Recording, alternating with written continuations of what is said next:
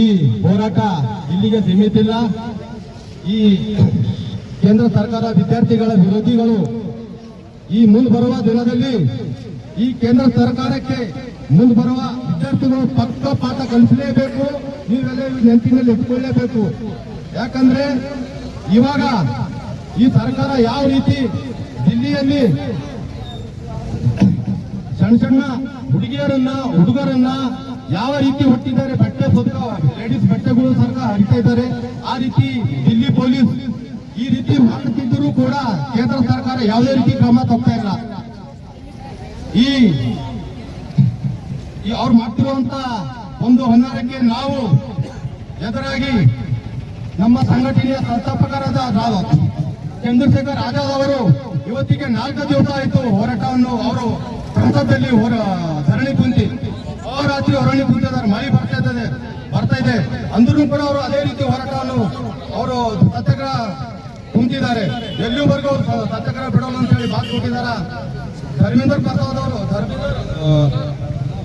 ಅವರು ರಾಜೀನಾಮೆ ಎಲ್ಲಿವರೆಗೂ ಅವ್ರಿಗೆ ಸಿಗಲ್ಲ. ಮತ್ತೆ ನಮ್ಮ ವಿದ್ಯಾರ್ಥಿಗಳಿಗೆ ಏನು ಹಲ್ಲೆ ಆಗಿದೋ ಆ ಹಲ್ಲೆ ಮಾಡಿದಂತ ಪೊಲೀಸರಿಗೆ ಸಸ್ಪೆಂಡ್ ಮಾಡಲ್ಲ. ಅಲ್ಲಿವರೆಗೂ ಅವರು ಧರಣ ನಿರಂತರ ಹೋರಾಟ ಮಾಡ್ತೀರಂತೇಳಿ ಇವರು ನಮಗೆ ಕರೆ ಮಾಡಿ ಹೇಳಿದ್ದಾರೆ. ಅದೇ ಎಲ್ಲಾ ಜಿಲ್ಲೆಯಲ್ಲಿಯೂ ಹೋರಾಟ ಮಾಡಂತ ತಿಳಿಸಿದಾಗ ನಾವು ಈ ಹೋರಾಟವನ್ನು ಹಮ್ಮಿಕೊಂಡಿದ್ದೆವು. ಅದಕ್ಕೆ ಮುಂದೆ ಬರೋ ದಿನದಲ್ಲಿ ಇಡೀ ಕರ್ನಾಟಕ ಬಂದ್ ಕರೆಯನ್ನು ಕೂಡ ನಾವು ಮಾಡುವಂತ ಶಕ್ತಿ ನಮ್ಮ ಭೀಮ್ ಆರ್ಮಿಯಲ್ಲಿ ಇದೆ ಅಂತ ಹೇಳಿ ನಾನು 2 ಮಾತು ಹೇಳಿ ಮುಗಿಸಿ. ಜೈ ಭೀಮ್ ಆರ್ಮಿ. ಗ್ರಾಮದಲ್ಲಿ ಹೋರಾಟ ಮಾಡುವ ಉದ್ದೇಶದ ಒಂದು ನಾವು ಭಾರತ ದೇಶದ ಅತ್ಯುನ್ನತ ಸ್ಥಾನ ಹೊಂದಿರುವಂತ ಪ್ರಧಾನಮಂತ್ರಿ ನಮ್ಮ ದೇಶದ ನರೇಂದ್ರ ಮೋದಿ ಅವರನ್ನು ನಾನು ಬಗ್ಗೆ ಕೆಲವು ವಿವರಣೆ ಮಾಡಿಕೊಡ್ತೇನೆ.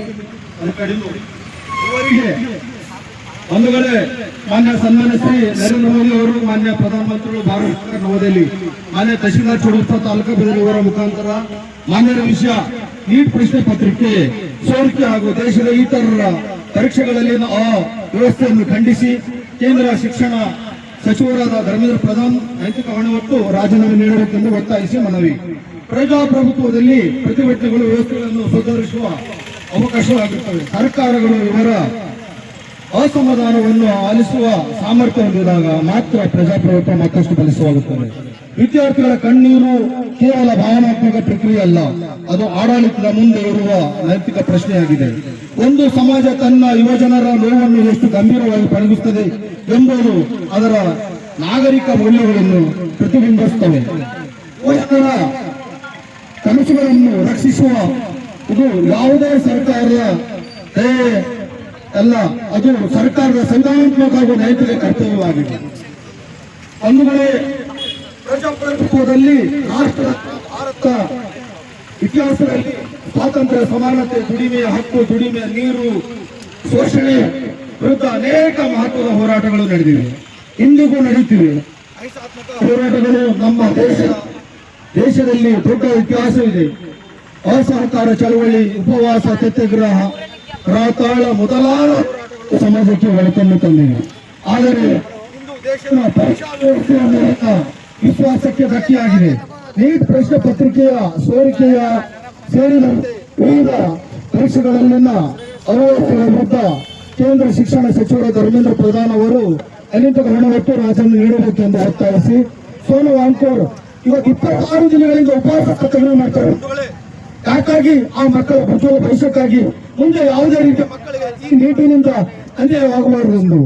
ಆದ ಕಾರಣದಿಂದ ಅವರ ನೇತೃತ್ವದಲ್ಲಿ ದೆಹಲಿಯ ಜಂತರ್ ಮಂತರ್ನ ನಡೆಸುವ ಸತ್ಯಾಗ್ರಹಕ್ಕೆ ನಮ್ಮ ಭೀಮ್ ಆರ್ಮಿ ಭಾರತ ಮಿಷನ್ ಸಂಪೂರ್ಣ ಬೆಂಬಲ ವ್ಯಕ್ತಪಡಿಸಿ ದಿನಾಂಕ 20ರಂದು ಅದೇ ಸ್ಥಳದ ಜಂತರ್ ಮಂತರಲ್ಲಿ ಚಂದ್ರಶೇಖರ್ ಅವರು ಕೂಡ ಭಾಗವಹಿಸಿ ವಿದ್ಯಾರ್ಥಿ ಉದ್ದೇಶಿಸಿ ಮಾತನಾಡಿದರು. ಬಂಧುಗಳೇ, ಆ ಒಂದು ಅದೇ ದಿನ ವಿದ್ಯಾರ್ಥಿಗಳಿಗೆ 10 ವರ್ಷದ ಮಕ್ಕಳಿಗೂ ಕೂಡ ಅಲ್ಲಿನ ಪೊಲೀಸರು ಹೊಡೆದು ಆ ಮಕ್ಕಳಿಗೆ ಗಾಯಗೊಳಿಸಿದ್ದಾರೆ.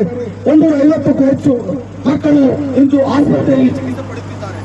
ಅದನ್ನು ಉದ್ದೇಶಿಸಿ ದೇಶವ್ಯಾಪಿ ಚರ್ಚಿಸಿ ಗ್ರಾಮ ವಾಸಿಸಿರುವ ಈ ವಿಷಯದ ಬಗ್ಗೆ ಕೇಂದ್ರ ಸರ್ಕಾರದ ಗಂಭೀರವಾಗಿ ಸ್ಪಂದಿಸಿ ಇರುವುದು ವಿಷಾದನೀಯವಾಗಿದೆ. ದೇಶದ ಯುವಜನರ ಭವಿಷ್ಯಕ್ಕೆ ಧಕ್ಕೆ ತಂದಿರುವ ಪರೀಕ್ಷಾ ವ್ಯವಸ್ಥೆಯನ್ನು ಸಂಪೂರ್ಣವಾಗಿ ಸರಿಪಡಿಸಬೇಕು. ತಪ್ಪಿಸಿರುವ ವಿರುದ್ಧ ಕಠಿಣ ಕ್ರಮ ಕೈಗೊಳ್ಳಬೇಕು. ಕೇಂದ್ರ ಶಿಕ್ಷಣ ಸಚಿವರು ಧರ್ಮೇಂದ್ರ ಪ್ರಧಾನ್ ಅವರು ನೈತಿಕ ಹೊಣೆ ಹೊತ್ತು ರಾಜೀನಾಮೆ ನೀಡಬೇಕೆಂದು ನಾವು ಒತ್ತಾಯಿಸುತ್ತೇವೆ. ಈ ಕೂಡಲೇ ಕೇಂದ್ರ ಶಿಕ್ಷಣ ಸಚಿವರಾದ ಧರ್ಮೇಂದ್ರ ಪ್ರಧಾನ್ ಅವರ ರಾಜೀನಾಮೆ ಪಡೆಯಬೇಕು. ಇಲ್ಲವಾದಲ್ಲಿ ಅವರನ್ನು ಸಚಿವ ಸಂಪುಟದಿಂದ ವಜಾಗೊಳಿಸಬೇಕೆಂದು ಮಾನ್ಯ ಪ್ರಧಾನಮಂತ್ರಿಗಳಿಗೆ ಆಗ್ರಹಿಸುತ್ತೇವೆ. ಬೇಡಿಕೆಗಳು ನಾಟಕ್ಕಾಗಿ ವಿದ್ಯಾರ್ಥಿಗಳ ಭವಿಷ್ಯಕ್ಕಾಗಿ ಭೀಮಾರ್ವಿ ಜಿಲ್ಲಾ ಸಮಿತಿ ವತಿಯಿಂದ ಇಂದು ಮಂಡ್ಯಕಳಿ ಗ್ರಾಮದಲ್ಲಿ ಕೇವಲ ಕೆಲವೇ ಜನರೆಂದು ಭಾವಿಸಬಾರದು. ಮುಂದಿನ ದಿನಗಳಲ್ಲಿ ಮಂಡ್ಯಕಳಿ ಸಂಪೂರ್ಣ ಬಂದು ಮಾಡುವ ಇತಿಹಾಸ ಎಲ್ಲ ಹೋರಾಟಗಾರರಲ್ಲಿದೆ. ಆ ಛಲ ಹೇಳಿಕೊಳ್ಳುವುದೇನು ಅವಶ್ಯಕತೆ ಇಲ್ಲ. ಆದರೂ ಕೂಡ ಮತ್ತೊಮ್ಮೆ ಸರ್ಕಾರಕ್ಕೆ ಚುರುಕು ಮುಟ್ಟಿಸುವ ಉದ್ದೇಶದಿಂದ ಮಂಡ್ಯಕಳಿ ಹುಮ್ನಾವರವನ್ನು ಮಾಡುವ ಈ ಹೋರಾಟಗಾರರು ಮುಂದೂಡಿದ್ದಾರೆ ಎನ್ನುವುದು ಭಾವಿಸಿ ನಮ್ಮ ಬೇಡಿಕೆಗಳು ನೈತಿಕ ಹೊಣೆ ಹೊತ್ತು ಕೇಂದ್ರ ಶಿಕ್ಷಣ ಸಚಿವರಾದ ಧರ್ಮೇಂದ್ರ ಪ್ರಧಾನ್ ಅವರು ತಮ್ಮ ಸಚಿವ ಸ್ಥಾನ ರಾಜೀನಾಮೆ ನೀಡಬೇಕು. ದೇಶದ ಯುವಜನರ ಭವಿಷ್ಯಕ್ಕೆ ಧಕ್ಕೆ ತರುವುದರ ಪರೀಕ್ಷಾ ವ್ಯವಸ್ಥೆಯನ್ನು ಅವ್ಯವಸ್ಥೆ ಸಂಪೂರ್ಣವಾಗಿ ಸರಿಪಡಿಸಬೇಕು. ಶಾಂತಿಯುತವಾಗಿ ಪ್ರತಿಭಟನೆ ನಡೆಸಿದ ವಿದ್ಯಾರ್ಥಿಗಳ ಮೇಲೆ ಲಾಠಿ ಚಾರ್ಜ್ ಅಶ್ರುವಾಯು ಪ್ರಯೋಗ ನಡೆಸಿರುವುದನ್ನು ಖಂಡಿಸಿ ತಪ್ಪಿಸಿದ್ದರ ವಿರುದ್ಧ ಕ್ರಮ ಕೈಗೊಳ್ಳಬೇಕು.